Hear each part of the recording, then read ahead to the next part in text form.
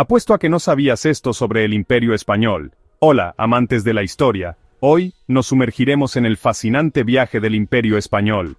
Retrocedamos en el tiempo a finales del siglo XV. La historia comienza con una unión dinástica entre la corona de Castilla y la corona de Aragón. Los reyes católicos, Fernando e Isabel, iniciaron la cohesión política, religiosa y social. Juntos formaron el primer estado moderno de Europa, conocido como la monarquía católica.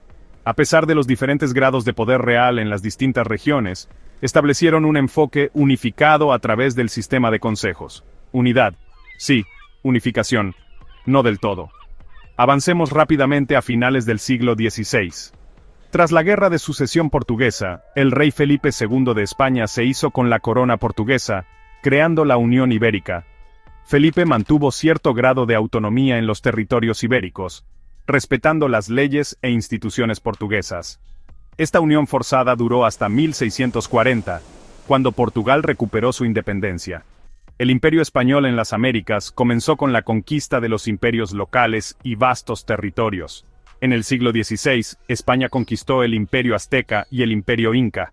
Poco después, la corona estableció su control sobre estos territorios, formando el Consejo de Indias para supervisar el gobierno. La conquista continuó con la caída de los mayas en 1697. La expedición de Magallanes Elcano alrededor del mundo sentó las bases para el Imperio Español en el Pacífico y la colonización de Filipinas.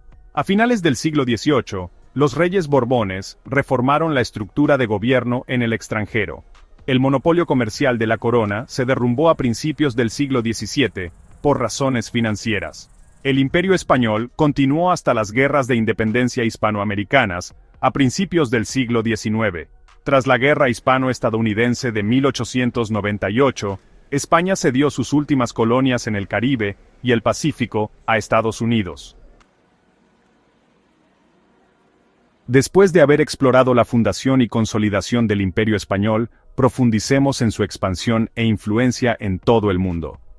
A principios del siglo XVI, el Imperio Español no solo era una potencia europea, sino también una fuerza formidable en el Nuevo Mundo.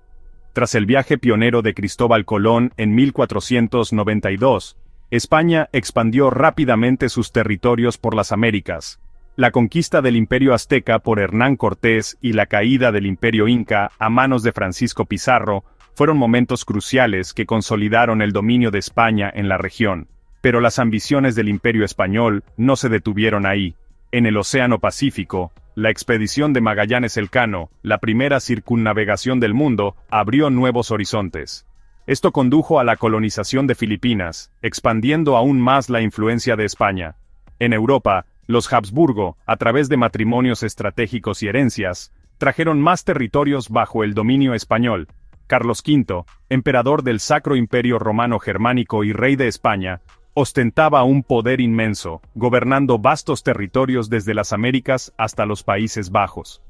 La influencia del imperio también se manifestó en las artes, las ciencias y la religión.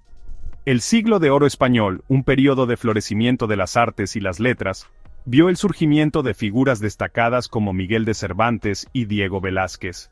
La difusión del catolicismo fue otro aspecto importante, con misiones establecidas en las Américas y Asia, para convertir a las poblaciones indígenas. Sin embargo, el vasto imperio se enfrentó a numerosos desafíos. Mantener el control sobre territorios tan extensos era una pesadilla logística. Las revueltas, los problemas económicos y las guerras agotaron los recursos del imperio. La guerra de los 80 años con los holandeses y la guerra de los 30 años en Europa fueron particularmente agotadoras.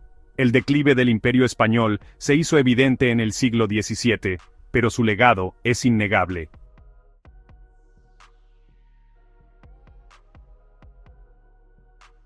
A finales del siglo XVI, el Imperio Español se enfrentó a importantes desafíos navales, incluyendo la famosa derrota de la Armada Invencible a manos de los ingleses. La Inquisición española, establecida para promover el catolicismo, también generó mucha controversia y temor.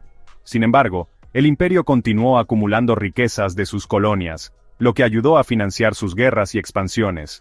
Con la firma del Tratado de Westfalia en 1648, comenzó un nuevo periodo de equilibrio político en Europa, lo que afectó a la influencia de España.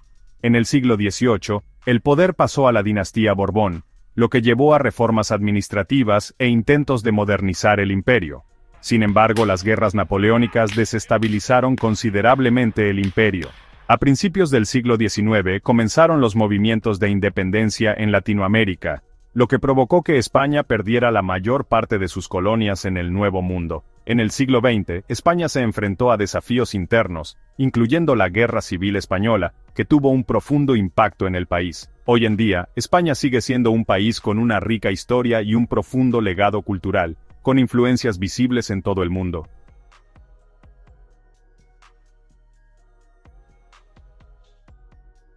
GAP 3S. A medida que el Imperio Español se expandía por el mundo, también se enfrentó a importantes conflictos cerca de casa, especialmente en Italia y Navarra. Los reyes católicos, Fernando e Isabel, casaron estratégicamente a sus hijos con familias reales europeas para aislar a Francia y fortalecer las alianzas de España. Apoyaron a Alfonso, rey de Nápoles, en las guerras italianas, donde las tropas españolas dirigidas por Gonzalo Fernández de Córdoba obtuvieron importantes victorias contra los franceses, como la batalla de Cerignola en 1503. Tras la muerte de Isabel, Fernando intensificó su enfoque en Italia, participando en la guerra de la Liga de Cambrai contra Venecia en 1508. A esto le siguió la guerra de la Liga Santa contra Francia, donde Fernando anexionó la Alta Navarra a España.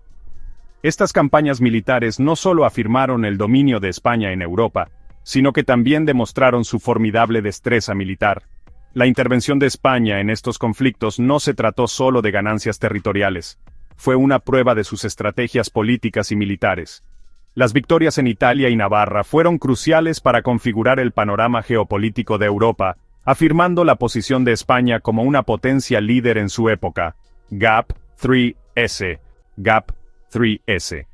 Mientras nos alejamos del apogeo de la influencia del Imperio Español, retrocedamos un poco a un momento crucial que allanó el camino para su expansión: la caída de Granada y el Tratado de 1491. Durante siglos, el Emirato de Granada fue un estado tributario de Castilla, pagando un tributo de oro procedente de África. Sin embargo, la situación cambió cuando el sultán Muhammad XII se rindió a los reyes católicos, Isabel y Fernando, en 1492. Este acontecimiento marcó el fin de la Reconquista, una serie de campañas que duró siglos para recuperar los territorios ibéricos del dominio musulmán. Los españoles impusieron su sistema feudal y su control religioso a través de la Inquisición española, lo que llevó a la expulsión de musulmanes y judíos. Esta transformación religiosa y cultural fue inmensa, y cambió para siempre el tejido social de España. Tras la caída de Granada, España dirigió su atención hacia el norte de África. Tomaron Melilla en 1497 y ciudades costeras como Orán y Trípoli, para 1510. Estas conquistas no solo ampliaron el alcance territorial de España, sino que también consolidaron su posición como una formidable potencia naval. La caída de Granada fue más que una victoria militar. Fue un punto de inflexión que impulsó las ambiciones de España y cambió el curso de la historia en Europa y más allá. GAP 3S.